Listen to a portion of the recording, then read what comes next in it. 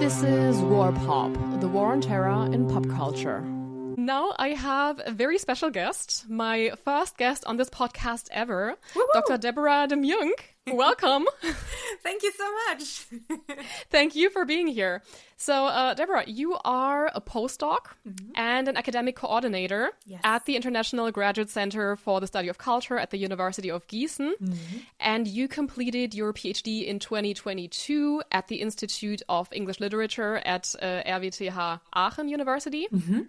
And the name of your thesis, of your doctoral thesis, is Cultural Models of Narrative Identity, the Case of Military Autobiographical Writing. Very long, yes.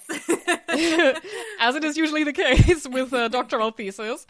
So in this thesis, you examine how British soldiers and veterans reconstruct their identities after war experiences through autobiographical storytelling. And so before I formally start with the interview, I just wanted to explain to our listeners how we actually met, because last year I attended my first ever summer school as a PhD student at the Catholic University in Lisbon. So thanks to the organizers for bringing Deborah and me together. And the conference's topic was culture at war, and your presentation was actually about a completely different topic. I think you talked about the picture of Dorian Gray and the reception of this. But in your introduction, you mentioned your doctoral thesis, and I was like, I need to talk to her. I need to know more about this. Yeah, I did.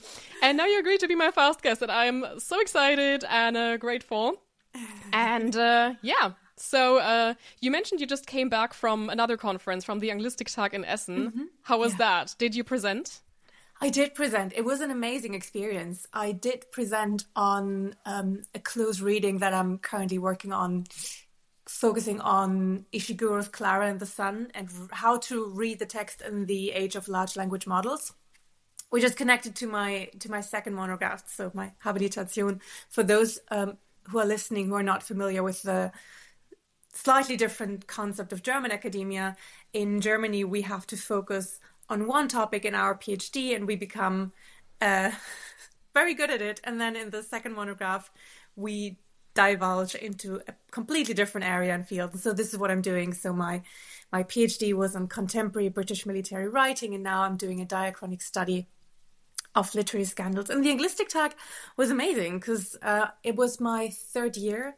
And I'm feeling like I'm starting to get a grip of how the German-based English literature community is. And it was a very positive experience, I would say. And not to advertise too much, but we are actually hosting the Anglistiktag at JLU Gießen in 2027. So Jan Alba and I had the chance to present that in front of a larger audience as well. So that was quite nice, quite proudly presenting. Amazing. That day, yeah. Sounds great. So coming back to your PhD thesis, you analyzed 30 soldier memoirs that were published between 1994 and 2018, and you sorted them into 5 distinct categories. I'm going to come back to those categories in a moment. But my first question is actually, how did you get the idea for this topic? And then how did you decide which memoirs you actually wanted to read? Because there are so many nowadays. I feel like soldier memoirs have kind of become their own genre, and it must have been a difficult choice for you, which ones you want to include and which ones you don't want to include. Oh, that's a brilliant question. How much time do you have? We have a lot of time. Okay, amazing. So I started my PhD just generally being interested in how storytellers manage to incorporate traumatic experiences into a coherent and consistent story of their life. Because depending on what we go through, the way we perceive the world naturally changes, and then also the way we narrate the world and position ourselves narratively in the world changes. And at the beginning, I wasn't quite sure actually what kind of trauma I was going to work with. I looked into cancer narratives, thinking or arguing that being diagnosed with a deadly illness is obviously some kind of trauma. I thought about interviewing people who had survived natural catastrophes. And then in the end, I decided to go with soldier narratives because not just for me, but also for cognitive psychology, there's a very interesting twist to how not just British, but military personnel generally perceive their own traumas, because the majority of people who have perceived the trauma, experienced the trauma, most of the time they can say, this is not my fault. This is something that was either done to me by another person or by circumstances that none of us could have influenced. But if you are in the military, you consciously decide to follow this professional track. And there is obviously a lot of really valuable training that soldiers of all nationalities go through that's going to help them prepare for combat, and that's also hopefully going to prepare for dealing with combat. But for them, there's two types of trauma, I would argue, and the DSM-5 argues as well. And that's, you experience something that is threatening your own life and the lives of people close to you, like your comrades, who oftentimes become friends or even like family. But then you also do something that in combat that would be regarded as morally difficult on the streets or in the streets. But obviously, because you are in combat, it is not. But the brain cannot, at least not initially, differentiate between randomly killing a civilian on the street, which no soldier would ever do, or killing someone in self-defense in combat, or even not in self-defense, but because it was, given to you as a task. Yeah. And so I was really intrigued by how people who, mostly from the perspective of our legal system, are looked at as innocent people, but who morally still have this dilemma to tackle with. And then COVID happened, and I initially had planned to really travel to the US and interview US American soldiers. But then obviously, because of the pandemic, there were intense travel restrictions. And first I thought about interviewing people the way you and I are doing it right now, online. Remotely. But I have, met a couple of veterans in my life, and some of them, they don't mind speaking openly about what they have experienced, but others shouldn't necessarily do it without additional psychological support. And I couldn't, it didn't feel right to just do this via camera without being able to support these people. I had done a slightly comparable project in my master's thesis where I was sort of looking on the other side of things, and I was interviewing survivors of war from the sort of refugee perspective. And some of them, before I interviewed them, specifically asked friends or family members to be by their side when they were starting to talk with me. And this is not something that I think most soldiers would automatically do. So I decided to go with memoirs and autobiographies instead. And so to finally wrap this up and come to the end of your question, how did I choose the materials? So you're absolutely right. There's so much, especially in Britain and the US, not so much in France and in Germany, but there are so many books written by soldiers of all ranks at this point in time. And what I initially wanted to do is I wanted to have a wide spectrum of narratives. I wanted to look at obviously male voices, but also at female voices or non-binary voices, if that was possible. I wanted to include people of color, and quite surprisingly, or maybe not so surprisingly, I didn't find any of those. Because of the way German academia is structured, I had to decide very fast whether I was going with British or with US American narratives. And I just went with British because that was the chair that I was working for, the chair for British literature. If I'd worked at the chair for American literature, I would have probably chosen that. Choosing British literature had the downside that there was literally not a single book I could find at that point in time written by a female or a non-binary person or a person of color. So I went basically for the books that sold best at that point in time. These were written by either individuals who in British television have received quite a level of fame at this point. There are television shows like SAS Who Dares Wins, for example, where soldiers from the special air services and the special boat services train regular people their military training, at least for a week. And for a while, that was quite a popular and successful thing in the UK. And these individuals have been offered quite interesting opportunities to write their own memoirs. So these were quite successful. Then also books written by former military personnel who started working in British politics.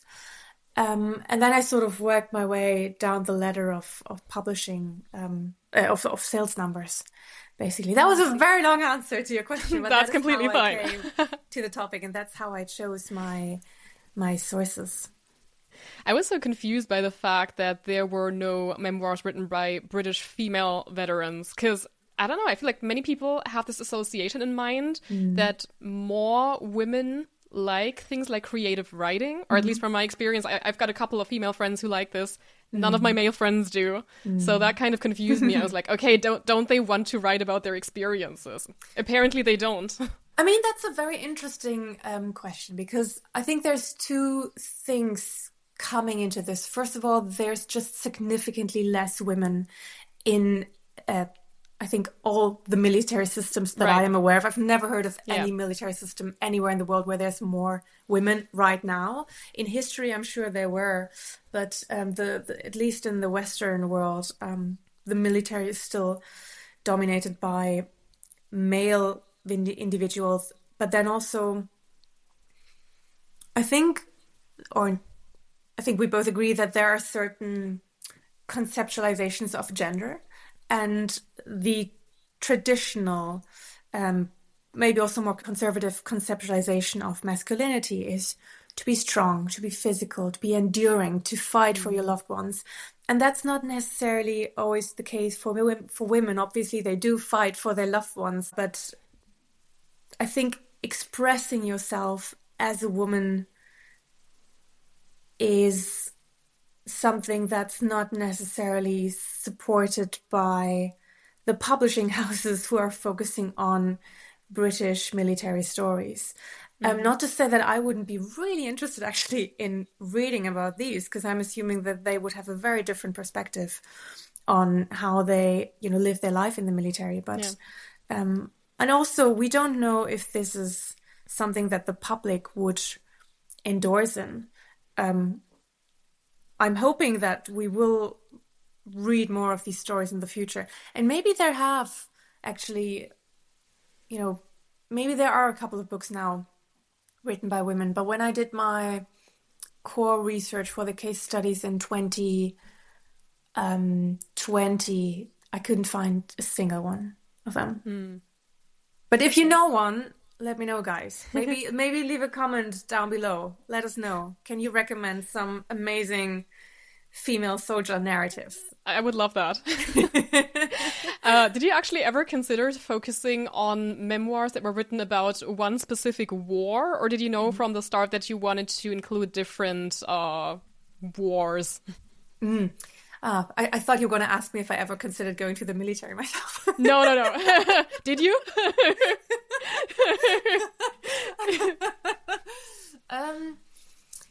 I did think about including just one war, but then I think my case studies would have been quite limited, because I wasn't necessarily interested in the kind of narrative culture that is necessarily going to surround the storytelling about one particular incident, but I wanted to know how the experience of war generally, and as independent from time and space as possible, is expressed in these books. And so I quite quickly decided against that. The one thing I wasn't 100% sure of was I included one book in my case studies written by a gentleman who was in his late 80s when the book was published. He was the only one to have served in the Second World War. All of the other ones were written by relatively young men between the ages of, I think, 29 and 67 at the point of publication. He was, even 20 years older than that. And his way of perceiving the world and then expressing that in his writing was actually quite different. But I decided to keep it eventually because it was, the slightly different perspective was quite enriching for the corpus. By the way, do you happen to know if these veterans wrote their own books or did they consult ghostwriters to help them? Yeah, that's a good question. So many of them are quite open about this, and they actually have the names of their ghostwriters right below their own names. One or two had them hidden somewhere in the back. I would say, at least the way this is officially presented, it was about 60-40. So 40% officially used the support of a ghostwriter and about 60% did not. If that is the reality or just what the publishing house wants us to believe, I don't really know. I'm not even sure if they have a say in that or if this is a decision purely made by the publishing house. But I mean, not everybody can write a book. It's a big task, right? Exactly. And also the thing is that these men, they have incredibly different educational backgrounds as well. Some of them have gone to the Royal Military Academy at Sandhurst, which requires its pupils to have a particular educational standard. And others basically decided to leave school at the age of 15 because it was just not for them. Doesn't mean that they're not literate and that they cannot write, but I think their affinity for just sitting down and writing something longer is just not as pronounced as it might be in other people. So there's no shame in using a ghostwriter if it's more about the story for you and less about the storytelling per se. Sure. So, as I already hinted at, you sorted all the autobiographies you read into 5, and I love this word, kumonies. Oh, thank you. So that means cultural models of narrative identity. Yeah. And I'm just going to try and summarize those 5 different types. So you've got the peace-enforcing veteran. He has a high level of identification with the army, but he makes individual peace-enforcing decisions. He represents himself as a spokesperson of the army, and he shares little personal detail. Then the second one is the commanding soldier at heart. He also has a high level of identification with the army. And he shares some more details of his life story. The plot focuses on camaraderie and adventure, but also on some combat-related trauma. The third one is the adventurous soldier at heart. The plot focuses on his physical and mental development in an adrenaline-driven narrative. He also has a high identification with the military, but there's little space for individual failure or trauma. And then we've got the value-driven adventurer. This is more focused on individuality, so he's more independent from the culture of the military. And the book focuses on his professional, physical, and emotional development, but it also addresses trauma and shows a journey to growth. And then the last one, and I think you said that is the one that's most different from the others, is the traumatized individual. Yeah. So this is the most individuality-based model. It is, in many cases, not chronological, and it focuses on traumatic experiences, but also on finding meaning and purpose in the pain and on a journey to growth. Was that a good summary? That was amazing. Thank you so much. Thank you. No, I didn't have to do it. When I read this, I was wondering, can every memoir really be sorted into one clear model, or are there also memoirs that fit more than one of them? Yeah, that's actually a question I was even asked in my defense. And I have to say, in all honesty, no. I would say that there is a fluid transition here from one model to the next. However, in my dissertation and then also in the forthcoming monograph, I have one or two sort of most ideal prototypes per model. So the books that I chose for my close readings as sort of the main examples for each model are the ones that follow these models the strictest. And then there's sort of fluctuation and fluid movement in between them. But generally speaking, I would argue, and I wouldn't say that I'm happy about this because I don't think it's always necessarily the healthiest for storytellers. But these models are really quite fixed, and I don't think that if you apply one model to your life story, you're always going to stick to this one. Obviously, there's going to be changes in there as well. But they are, I mean, I spent a lot of time reading these books, and at the end of it, because they were 30, I was sitting on my living room floor, and I had this massive pile of books surrounding me. And I think there were only 3 or 4 cases where I was not really sure in which box to fit this particular book, because most of them quite nicely fit into one of these categories, with sort of minor things sort of fluctuating and tending more toward the one model or the other. That is super interesting. And actually, I read your dissertation before I read American Sniper. And so when I read your dissertation, I kind of assumed that Chris Kyle, the protagonist of American Sniper, has to be the traumatized individual, because I knew that he had PTSD. But only because you have PTSD doesn't mean that you are the traumatized individual. And in fact, he's not, right? Yeah. And then I think, or actually I'm quite convinced, that Kyle is actually the commanding soldier at heart. Interesting. Can you tell me why so you think so? Definitely, yeah. I wrote down some reasons from your dissertation that I used to justify that.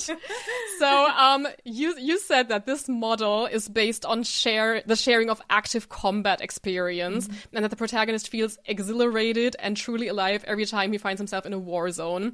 That happens very much in American Sniper. And then also the fact that the army is regarded as consisting of the strongest relationships among comrades, to the point where the protagonist finds it unbearable to be separated from them. And literally every time he's at home, so he went to Iraq 4 times, and every time he's at home, he's like, oh, I should actually be in Iraq right now. I should be fighting with my comrades. And he always feels kind of bad being with his family instead of with the comrades.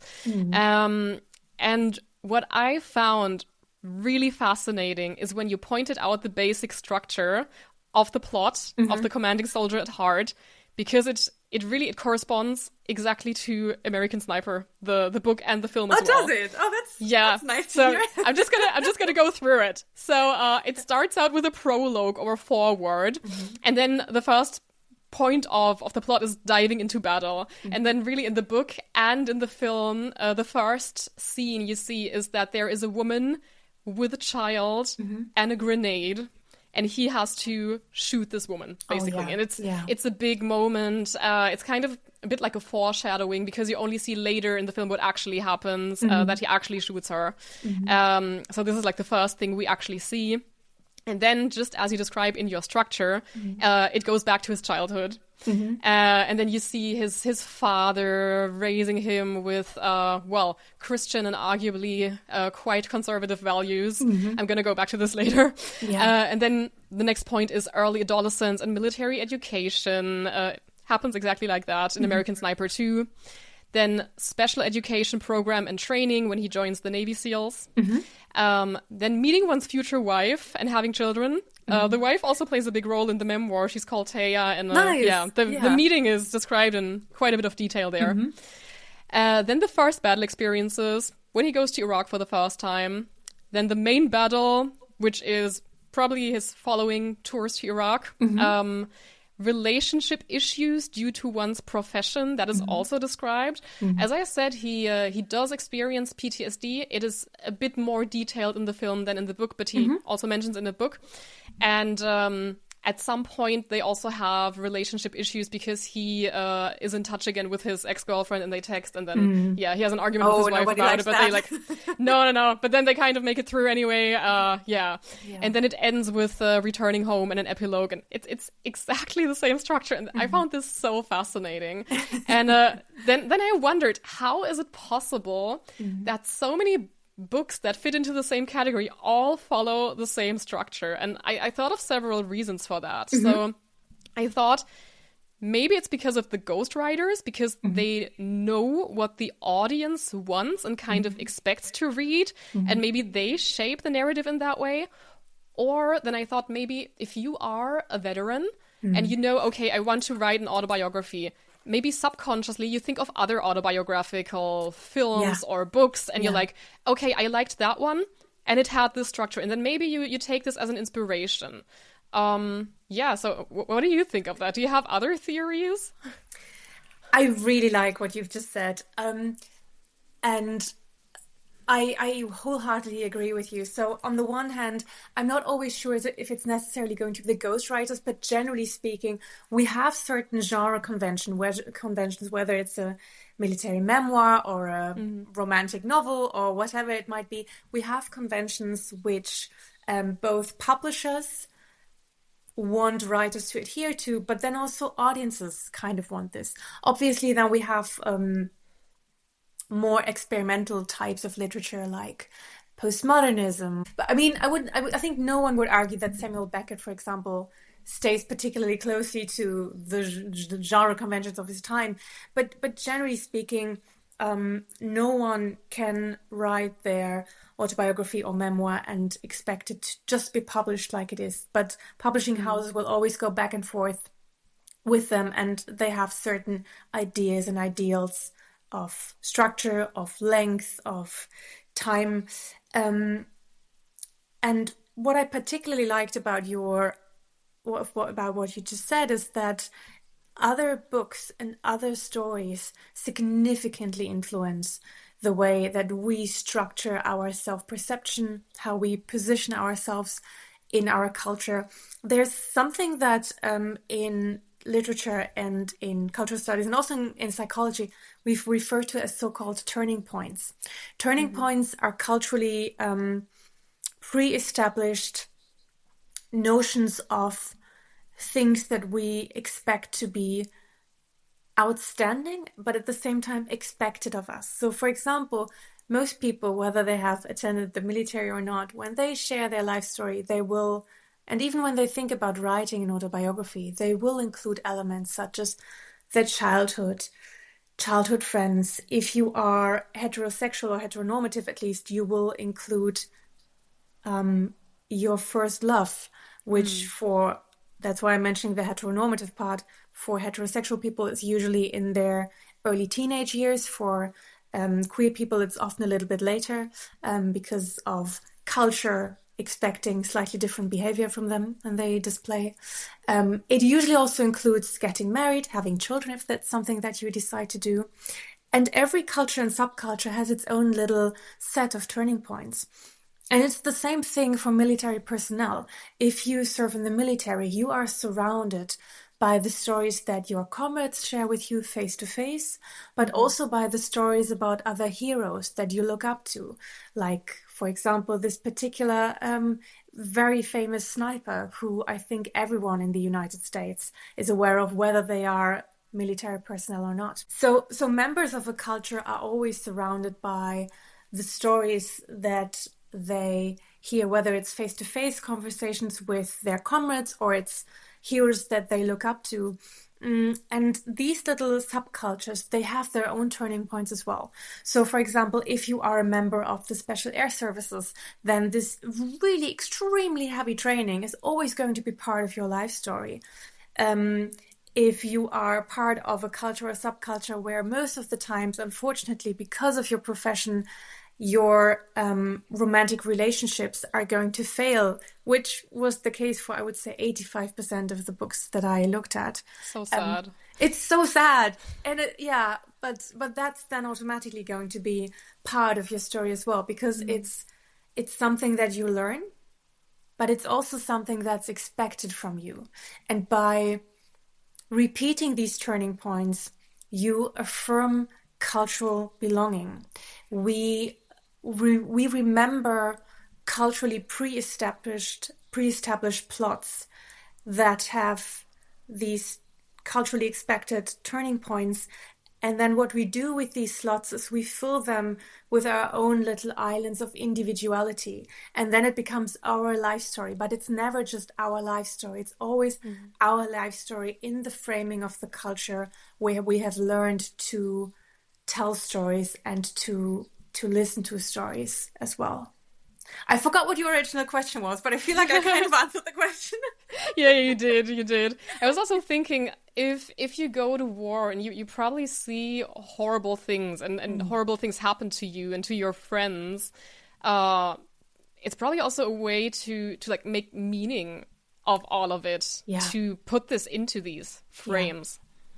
That's a very important point, and at the same time, it's one that's very, very difficult. And I think that the books that I've worked with very brilliantly display this, because on the one hand, when people have experienced trauma and they suffer from PTSD, they're encouraged to verbalize their traumatizing experiences in a therapeutic session. And then they learn to integrate the trauma into their life story, make meaning from it, and then that's a way of healing. But if the trauma is something that forces you to integrate an experience into your identity that you actually don't want to have there, like, for example, having unfortunately killed this woman with her child in her arms, that is an incredibly, incredibly difficult thing to even just pronounce in front of other people, let alone then write that story down for a large audience to read and to engage with. And so military personnel have a significantly harder time to, first of all, find a therapist who supports them, because the British military has not always been the most supportive environment, but then also find a therapist where they feel comfortable enough to verbalize everything that they have gone through.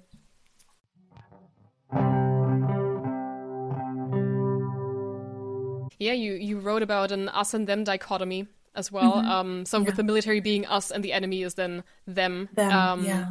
Yeah. And I actually want to quote one of the memoirs that you talked about by Peter de la Billière, who's also an Iraq veteran. And he said, "The hell on earth that the Iraqis had created by their cruelty and wanton destruction with the 10th century or worse methods." So that is kind of very similar to how Chris Kyle writes about Iraq. And I wanted to ask, is this type of othering, this type of maybe even dehumanizing, is it present in all wars that were described in the memoirs you analyzed, or is it specific to Iraq? No, it was done in all of them. All enemies dehumanized, all enemies othered, maximum emotional distance from the other as possible, expressed through language. I would even argue that that's a very important mechanism, not in the sense of that I find it good, but in the sense of I think it's necessary for people who have been to war to do this if they want to keep their mental, sanity is maybe too extreme, but I think there's a reason why all military cultures do it this way. Again, not that I think it's good, but sure. Yeah. And when it comes to things like, things that are considered morally bad, like harming people, killing people, maybe even war crimes. You also talked about several strategies of justification that are applied in these memoirs. Yeah. I'm just going to go through a couple of them because there were many. Oh, nice. Thank you. So, for example, emphasizing the moral necessity of one's action. In the case of American Sniper, it's often said, "Oh, I'm saving American lives. I'm saving the lives of my comrades." And in the case of the War on Terror, it was always about saving American civilians, I would also argue. And then you've got emphasizing the positive outcomes of one's actions. And there I actually wondered, are there always positive outcomes? Because if we stay with the Iraq War, that was actually a military disaster. And so I just wondered, how do you make something positive out of it? As I said, Chris Kyle focuses on like the lives he apparently saved. How do other soldiers or veterans make something positive out of something like the Iraq War? First of all, I think we have to say that language is not necessarily always truth, but language is how we form our truth. And so for someone who has been, let's say, in the Iraq War and they realize, oh God, this was unnecessary or not called for, how do you survive that emotionally? How do you deal with that? I think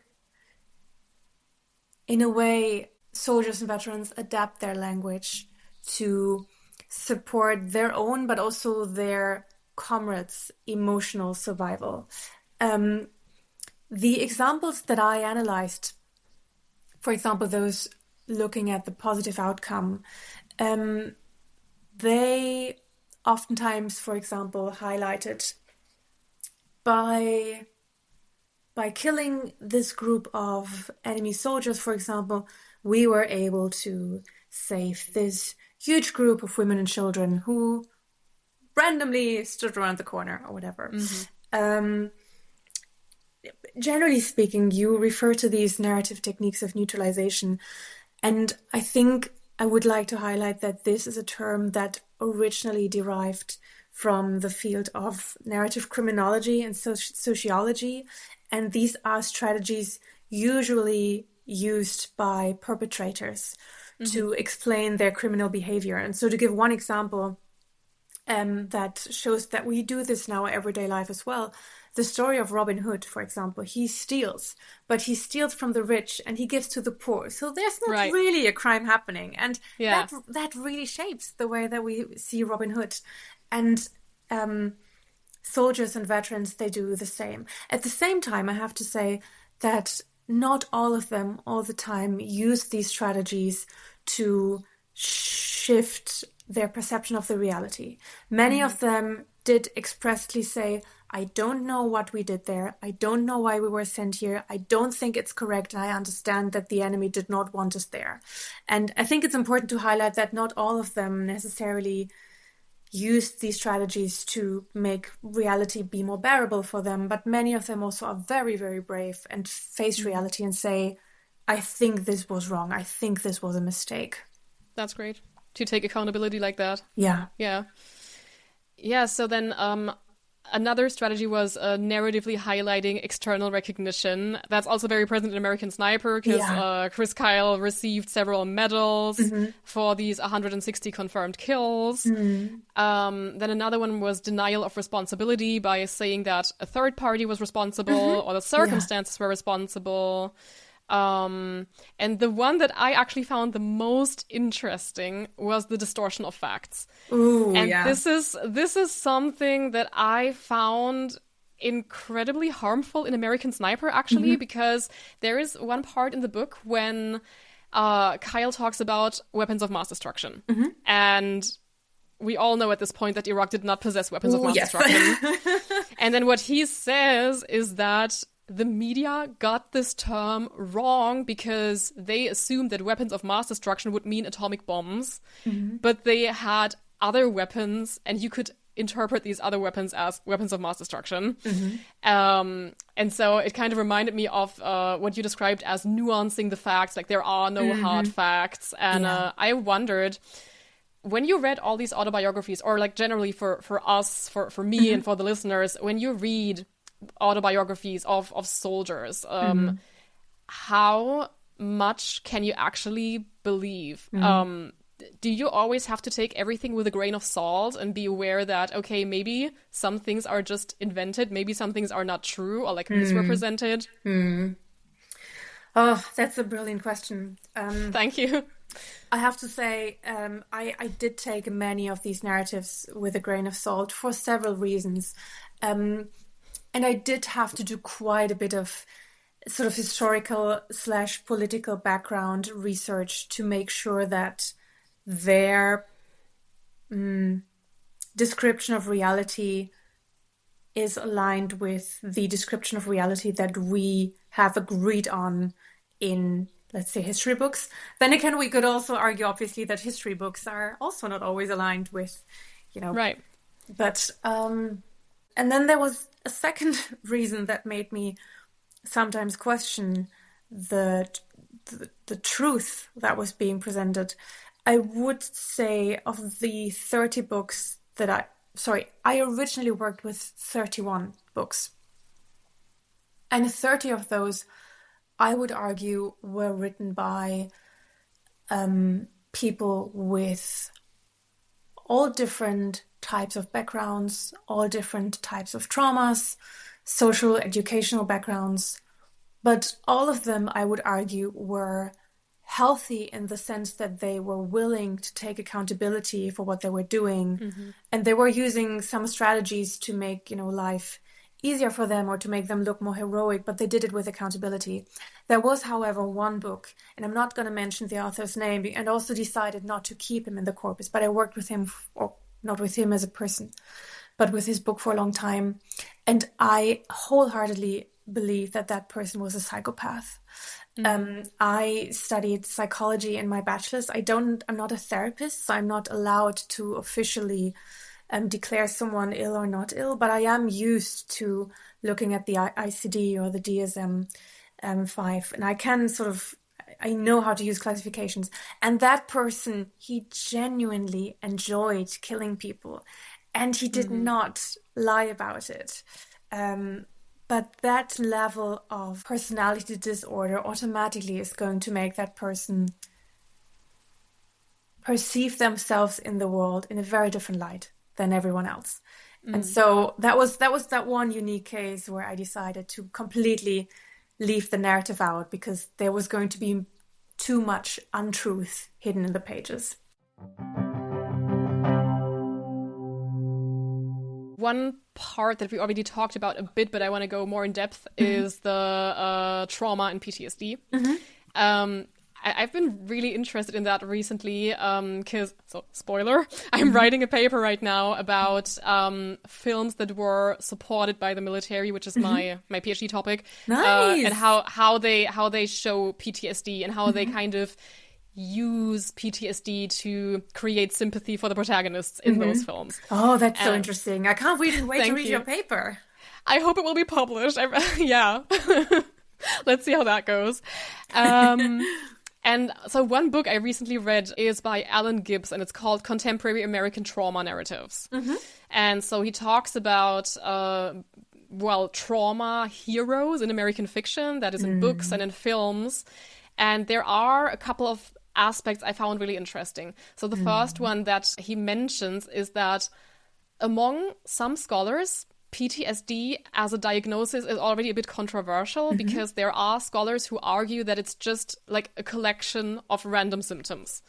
And one example he uses is that the flashback as a symptom was not part of the first definition of PTSD, but then films who show traumatized protagonists included flashbacks.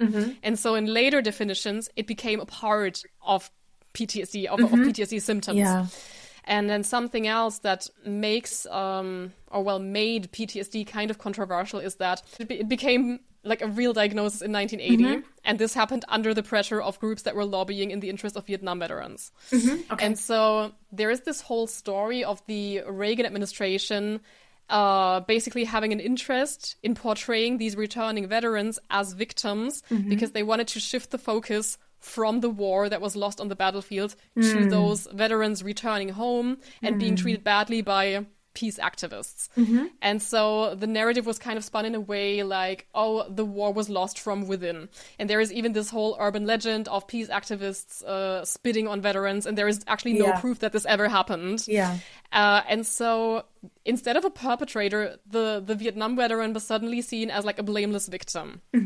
And then Gibbs in his book argues that perpetrator trauma, so PTSD, does not really play a big role in most films about World War II because World War II is in America regarded as the good war. It's even called like that many times.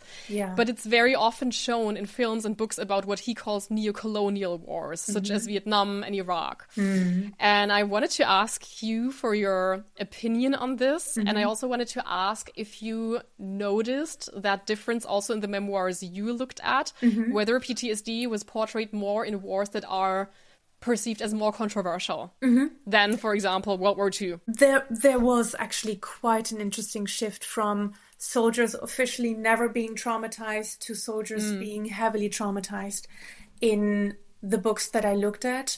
I have, and I think I stand by it, I would argue that there's a different background story here.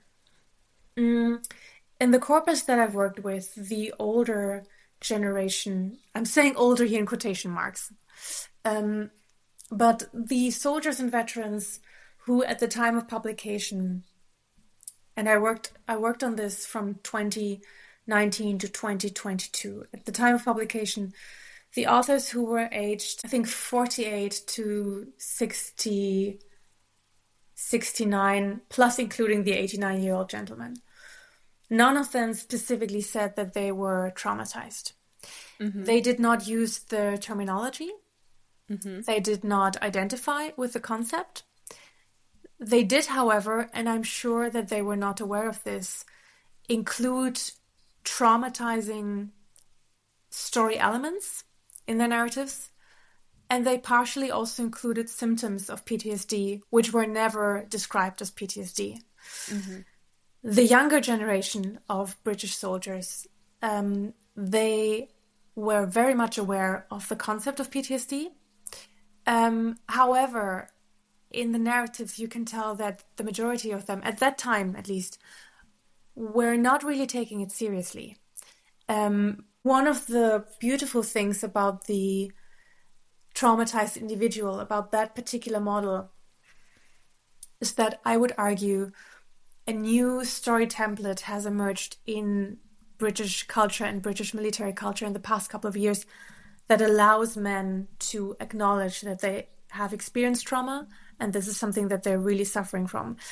I would argue that this shift from having zero PTSD to having lots of PTSD is because our societal conceptualization of mental health has really shifted, and also men, whether military or not, are more allowed now to show their feelings and to acknowledge that they have gone through terrible experiences.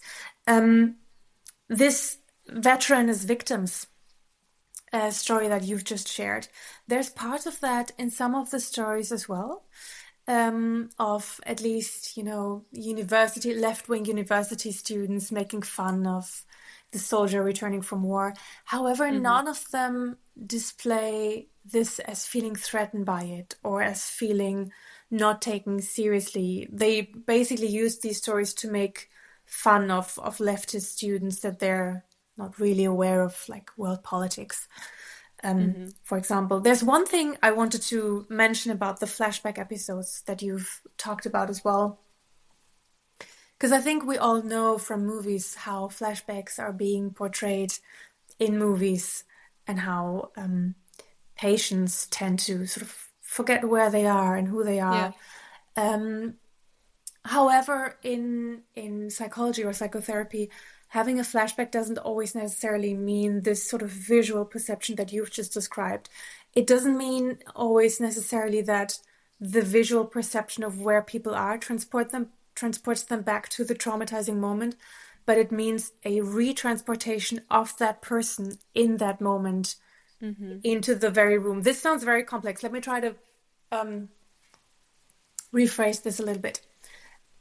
The room that you find yourself in right now, if you have such a flashback episode, the room itself is not necessarily going to shift, but what's going to shift is your self-perception from being Laura, who you are right now in the safe space of your home, to, hopefully you've never experienced this, but to being Laura standing next to a bomb that just exploded and your friend having died in that process. So who you think you are in that moment changes. And that's something that was already part of the earlier versions of the DSM. And also cultures change and shift. I think in many ways, soldiers and veterans, whether British or American or, whatever background, are often being used by both entertainment and politics to put the blame on someone else, maybe. So I wanted to ask you already said that most veterans, if not all, of whose autobiographies you read take accountability for things that they did. Yeah. It doesn't depend on the model that their biographies fit in. Everybody is taking accountability. Okay. Yeah. I mean, it's always sort of to what extent they do it shifts and changes a little bit. And it also obviously depends on the kind of job they have in the military. If you are the one giving orders it's harder to say, well, it's my superior's responsibility, actually. You are more trained to taking accountability. But even those who are, I would call them foot soldiers, even they take accountability and say, I don't think this was the right decision, or I still have nightmares about this. So, yeah. I see. And I actually, it's interesting that you mentioned the veteran with psychopathic tendencies, because I also wanted to ask you about this. Because a first question I had, actually, how did you notice that he had psychopathic tendencies? But you already explained that by him actually enjoying to kill people. Yeah. But then my other question was, why did you still not include him in your study? Because that's actually really, really sad, but I feel like we've seen so many war crimes committed in the last few years. And since my research focuses on the war on terror, the first thing I have to think of would be the Abu Ghraib prison scandal. So in 2004, pictures of American soldiers torturing prisoners in Iraq were leaked to the public by a whistleblower. And I don't recommend to anyone looking these up, they're horrific. But I mean, not just that. If we look at the wars in Ukraine or in Gaza, we've seen so many atrocities committed. And then I asked myself, isn't it in a way also normal that some soldiers are psychopaths? And why would you still not include this memoir in your research? I'm afraid you're going to find my answer really boring. But No, that's okay. So the thing is, when I write a dissertation and I write a monograph, it's going to be published. And Sure. you can download the dissertation for free, and the monograph people are at some point hopefully going to pay a little bit of money for, which I'm probably not going to receive myself, but still.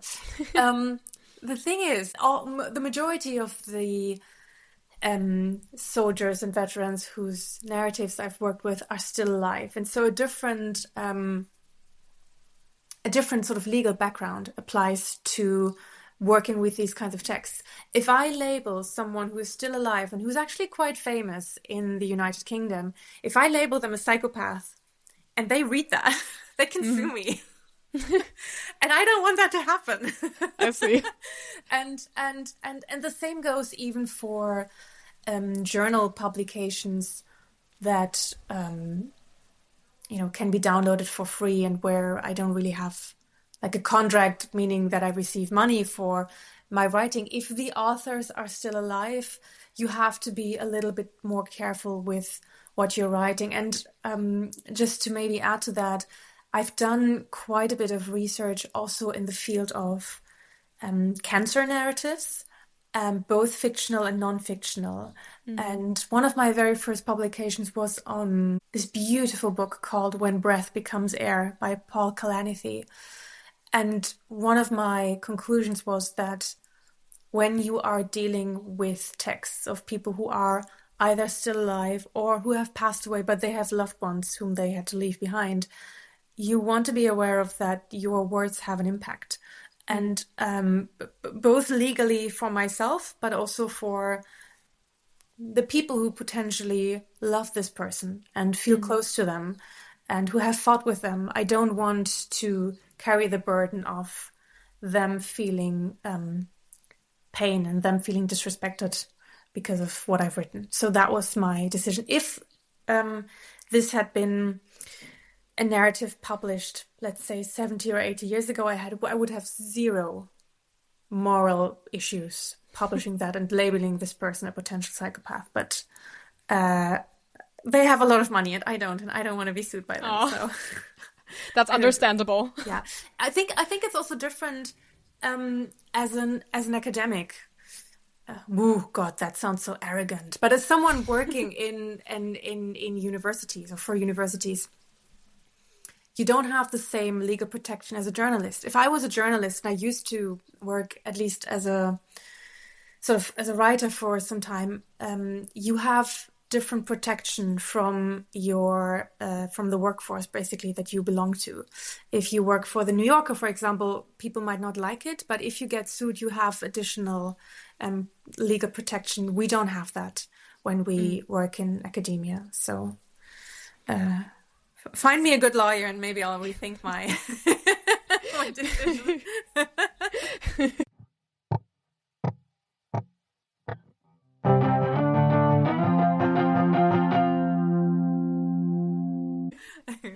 One question I wanted to ask you, out of the 5 models, was there one that you enjoyed reading the most? One that you found the most interesting or like the most suspenseful or the most enjoyable just generally? Oh, that's such a nice question. I did enjoy the traumatized individual the most. Because their stories, I should say, to me were the most vulnerable and the most, individual. That's why I decided to call it the traumatized individual, because it's not just, I did this and I fought here and I won and I'm the best, but it's more like, I went here, it was actually not great. I went back home, that also didn't really work out, but now I'm doing something really amazing with my life. There was more, the plots were less streamlined, I would say. And it sounds inspiring, making something out of a traumatizing event and just trying to grow from it as good as you can. Yeah. I must say that this whole military topic, I sort of stumbled into it. I was never particularly interested in the military, and for whatever reason, I've now weirdly become this sort of semi-professional in this field without ever even having touched a weapon in my life. But I'm not, like, I never wanted to go to the military, and I think there's like lots of pros and cons about militaries, but I have a lot of respect for the authors of these books and for what they have oftentimes endured themselves. Whether their decision-making processes were good or bad is not for me to decide, but I have a lot of respect for these men. And do you have a specific memoir that you enjoyed the most that you maybe want to recommend to our listeners? I do, because that was the model that I also used for the close reading of the traumatized individual. So this is by Jason Fox. It's called Battle Scars. Jason Fox, at this point, is a TV personality in the UK. He has been on a show called SAS, Who Dares Wins. He's been on other shows as well. He's done a lot of work for a variety of NGOs to support veteran mental health journeys. And in his life story, I would say the last third of this book is about him deciding to become a mental health advocate. And I think he's written another book after this one, which I haven't read yet. The ghostwriter is called Matt Allen. This was published by Corgi Books in 2019. And this whole flashback episode, for example, that we talked about, he describes that quite vividly when he's in combat and he suddenly just wants to be back with his mother, basically. He says, I just want to be with my mom. And it's vulnerable, it's beautifully written, it's honest. He speaks a lot about therapy. He also speaks about things that he does not remember anymore and where, therapy for a moment helps him remember something, and his therapist writes it down, and the moment he leaves the room, he does not remember anymore. He also has some accounts of his therapist in here, and he left the very last pages to a friend who, I think there's a postscript in here written by a friend of his. So if you are interested... Dear listeners, if you are interested in British military writing, this is the one that I would recommend. Jason Fox, Battle Scars. Great, thank you so much. One of my last questions, actually, did you ever get bored while you were working on this project? Because 30 autobiographies is a lot, and I don't know if I would have the stamina to read all of them. So I have a huge respect for you for reading all of these. Yes and no. I have to say, when you start reading these books, especially in such a large mass, some of the things these gentlemen describe are so horrendous and so terrible and so like really nightmarish. Watching The Walking Dead is nothing in comparison to what these people have experienced in battle. And so on the one hand, it's hard to be bored by this. At the same time, I do remember going for a walk with a friend of mine back then, and I remember saying to her, I am going mad. These stories are all the same. And in that conversation, we suddenly started realizing, oh, of course, because there are these cultural models of narrative identity, and they used them, and that's why there's sort of slight variation, but a lot of parallels as well. So I don't think I would have been able to detect these models if I hadn't worked with such a large corpus of books. But I have to say I have not touched a single book written by a member of any military since then, because I've had my fill. I get it. At some point, it's just enough. Yeah. So, Deborah, your own book is coming out soon. And you already told me it will be part of Oxford University Press's series called Explorations in Narrative Psychology. Yes. Do you already know what will be the title of your book and when it will be coming out? So, concerning the title, we made some slight changes because I wanted to make sure that the real book, so to say, does not just focus anymore on these cultural models of narrative identity, but I wanted the manuscript to be more reflective of the entire research, basically, that was done here. And the likely title is going to be Post-War Storytelling, a cognitive narratological approach toward the reconstruction of narrative identity. We have not finalized discussions yet whether this is going to be the final title. However, I am pretty sure that at least Post-War Storytelling is going to be part of the title. And the same goes for the publication date. So we have not yet finalized the discussion for the publication date. However, I am currently assuming that it's probably going to be by the end of next year. So probably in the next 12 to 14 months, it should be out and about. Oh, that's amazing. Looking forward to it. Thank you so much. Do you already want to share anything about your current or next project? Like any paper or book that you're working on? Anything about Dorian Gray maybe, or something else? Thank you. I'd love that. Yes. So, like I mentioned before, the second monograph has to be as far removed from the first monograph as possible if you want to have a professorship in Germany later on. So what I'm doing now is I'm moving away from contemporary literature to the history of literature. And I'm doing a diachronic study of literary scandals. I'm starting in 1741. I'm working my way up to the 21st century. So I am still including some contemporary things, but not all of it. And one of the studies that I did is going to be published in style by probably spring or early summer next year.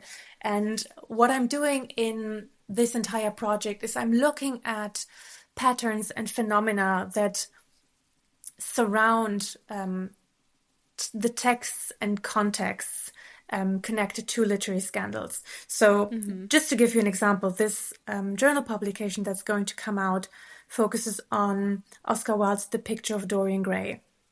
And what I did there is I looked at 3,000 newspaper articles that were published in 1895 when The Picture of Dorian Gray was first published in Lippincott's magazine, and then later published, a couple of months later, published by a book publisher. And what happened is that there is murder in that book, there is substance abuse in that book. Nobody cared, but there was also hints of homosexuality, and Victorian England did not like that. So there are really actually quite funny but incredibly hateful reactions to that story. And I realized in my analysis of these 3,000 articles that there was a sort of response wave. And that's what I mean when I say I look at patterns and phenomena surrounding scandals, because this phenomenon that I found is, I call it performative disgust. In the first wave, newspaper editors describe this book with visceral physical disgust. They write, reading this book is like entering a room where there's not enough air for you to breathe. They make everything sound like reading this book is going to induce negative physical responses. Oscar Wilde did not agree with these statements. He really liked his book, obviously.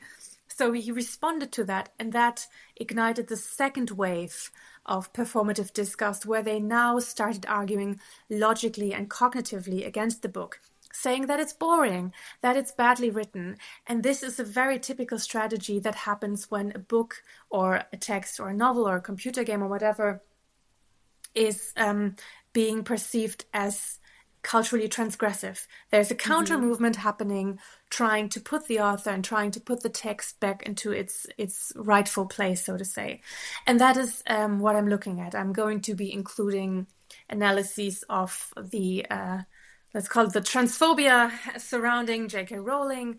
I'm looking at Clarissa, Pamela, Shamala, and Fanny Hill in the mid-18th century, looking at Salman Rushdie. I'm looking at AI-created stories and how, that is now being perceived as scandalized. So it's going to be a wide variety of phenomena surrounding cultural change and conservative counter-movements ignited by literary scandals. Sounds amazing. Do you already know roughly when that book will come out?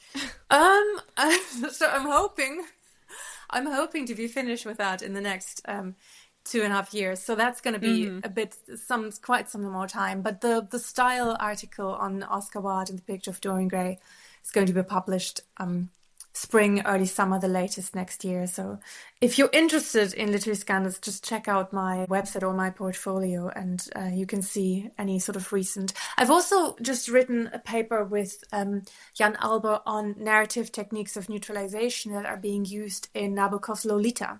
So that's another way how we tackle scandal and how scandalous literature is being used and abused, / how protagonists are being used and abused by stories. Fascinating. And did you actually read all those 3,000 articles about the Picture of Dorian Gray yourself? Did you? Oh my God. Yeah, I did. That must have taken such a long time. It did, and it didn't at the same time, because many of them were the exact same article, just reprinted and reprinted by other newspapers. So I think at that time, probably a London journal would have printed this article, and then a week later, all of these sort of smaller countryside newspapers would have used the same one. So I did read all of them, but I ended up reading less, basically, because many of them are just the exact same words. Oh, maybe just one more thing. I have another special issue coming out on narratives of scandal and shock, which I'm editing with Dr. Tero van Hanen from Helsinki University. And that's going to be published by Frontiers of Narrative Studies in probably February next year. Oh, that's nice. We have that coming out as well. So there's lots of shocking. Apparently, I'm drawn to negative things, shock and war. And me trauma. Too. Cool. So, if our listeners want to learn more about your project and stay up to date, where can they actually do that? Are you active on any social media platforms? Do you have your own website? Anything you want to share? So first of all, in my position as a postdoctoral researcher at the GCC, I have like a personal website that I always keep up to date. You can find my most recent publications there. And then I also have, my Facebook is private, but I use Instagram purely for professional purposes. And I share publications and nice conferences and call for papers and a lot of things related to war and trauma, but from the sort of academic side of things. I share a lot of that there. And do you want me to share the handle with you? Sure. Is that how the young people do it these days? I guess. Okay. I'm not that young anymore either, but yeah. Okay. I think actually it's my name on Instagram. I think it's literally just my name. So perfect. And I'm the only person in the world with that way of writing the name. There's 2 or 3 other Deborah De Muijnck's in the US, but the way they write their family name is different. So if you look for me on Instagram, you can follow me there, and it's not private in any way. Perfect.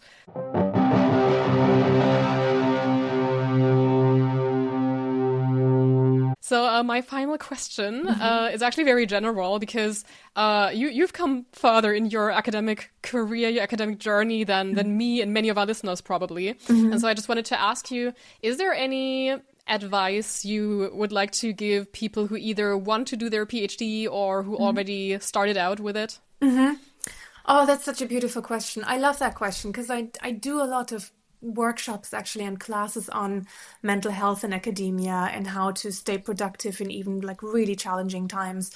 And I think the one thing that, or maybe two things that I would like to hand out as a reminder to everyone is, first of all, do what makes you happy. Find a topic that you are really interested in. If you're not interested in it, if it doesn't make you happy, it's not worth doing it, because the time you have in your life is the most valuable thing you're ever going to have. And the second thing, which I also like to include in my teaching, is never underestimate the importance of mental health. But that also really includes your physical health. It feeds into each other.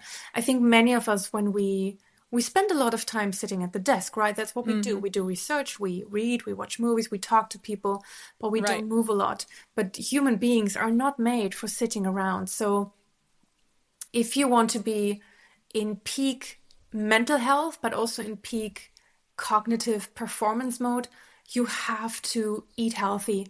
You have to do sports. You have to treat your body like you wanted to grow 80, 90 years old. That's your priority. And then the way you work and the way you research and the way you think and perform is always going to be at peak performance. But be good to yourself, be kind to yourself and to others is what I always like to emphasize. That's a great piece of advice. So everybody should just go outside, get some fresh air at some point. Fresh air. Have an apple, grab the bike if you have one, or roller skates or whatever, but enjoy it.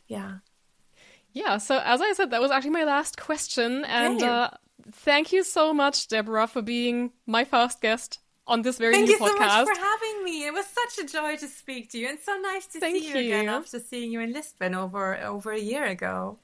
Yeah. I immediately thought of you when I thought of my podcast topic for the first episode. Thank you so much. Thank you so much for listening to my first episode of War Pop, the War and Terror in Pop Culture. And a special thank you to Dr. Deborah De Muijnck for being my first guest. This is War Pop, the War and Terror in Pop Culture.